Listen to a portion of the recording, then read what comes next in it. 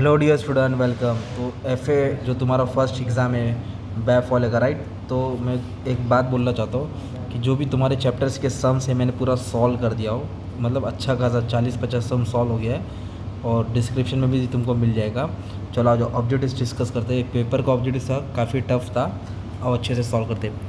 Every buyback that shall be completed with in the period of, जो भी buyback of share होता है वो 1 साल में होना चाहिए। जब भी रिजोल्यूशन डिसीजन लिया जाता है 1 साल के अंदर काम हो जाना चाहिए बायबैक का। Where a company purchase is own share out of free reserve या सिक्योरिटी प्रीमियम, जब कंपनी खुद का शेयर खरीदती है और sum should be transfer to capital redemption reserve, CRA में ट्रांसफ़र करना पड़ता है। कौन सा वैल्यू? नॉमिनल वैल्यू, याद रखना, not paid up, nominal value जो खरीदा उसका ट्रांसफ़र करना पड़ता है। Okay. The payment of commission to underwriter is to be authorise by, जो भी अंडर राइटर का कमीशन होता है वो आर्टिकल ऑफ एसोसिएशन, कंपनी के कानून के हिसाब से होता है। A merchant banker can act as underwriter provided by hold of certificate, तो मर्चेंट बैंकर को सर्टिफिकेट कौन देता है? सेबी, बेबी लोग देते हो। Okay. A company after completion of buyback of its share, जब कंपनी एक बार शेयर को बायबैक कर लिया, can not issue same kind of share within 6 month, तो 6 महीने के अंदर वो वैसा शेयर इशू नहीं कर सकता। Okay. Company capital reduction scheme is worth considering, company अपना कर्जा कम करने की कोशिश करता है। If the company has recovery process prospect, मतलब कंपनी के पास ताकत अपना रिकवरी करने की, तब ये स्कीम कंपनी ला सकती है। और company must apply for order confirming, जब भी कैपिटल रिडक्शन होता है तो किसका ऑर्डर लेना पड़ता है? ट्रिब्यूनल का। ओके। ट्रिब्यूनल ऑर्डर नहीं देगा तो रिडक्शन का काम नहीं हो पाएगा। लिक्विडेशन ऑफ कंपनी, सबसे पहला पेमेंट किसको किया जाएगा?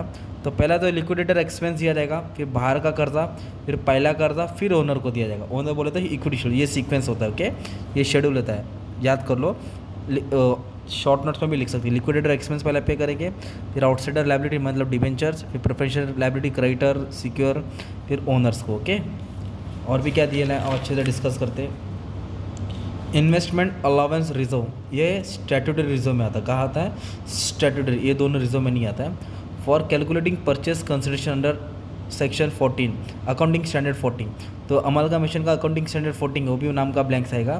तो क्या किया जाता है इसमें मालूम है? Only payment to shareholders are taken, जो शेयर होल्डर्स को पेमेंट है वही हिसाब में लिया जाएगा, डिबेंचर ये सब बाकी लोग को नहीं लिया जाता। ठीक है, ये तुम्हारा तो ऑब्जेक्टिव्स हो गया। ओके। वैसे ट्रू और फॉल्स आएगा, तो ट्रू और फॉल्स से भी तुम्हारा बहुत सारा डाउट क्लियर रहेगा। क्या बोला है? 2 और more company combining to form new company is called absorption. False, ये अब्जॉर्प्शन नहीं होता, ये अमलगमेशन होता है। क्या होता है? ये अमलगमेशन। ओके। अब्जॉर्प्शन में एक कंपनी दूसरे को खरीदती है। Under purchase method of accounting of amalgamation assets and liability are taken at the book value. False, purchase method में बुक वैल्यू एसेट्स और लायबिलिटी को नहीं लिया जाता है। परचेस मेथड में direct equity share preference share आता है ना, तो फॉल्स है।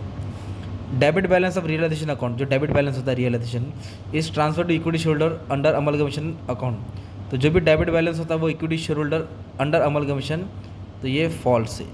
Okay. Purchase consideration means amount paid by one company to other company in consideration for assets and liability. Yes, PC का अमाउंट होता है कि एक कंपनी जब दूसरे को खरीदती है तो पेमेंट करना पड़ता है ना। The nature of external reconstruction and internal reconstruction same, तो सेम बोला भाई, सेम थोड़ी है, इंटरनल और एक्सटर्नल में फ़र्क है, तो ये फॉल्स होता है। Approval of stake holder is not required for internal reconstruction. False, approval चाहिए भाई।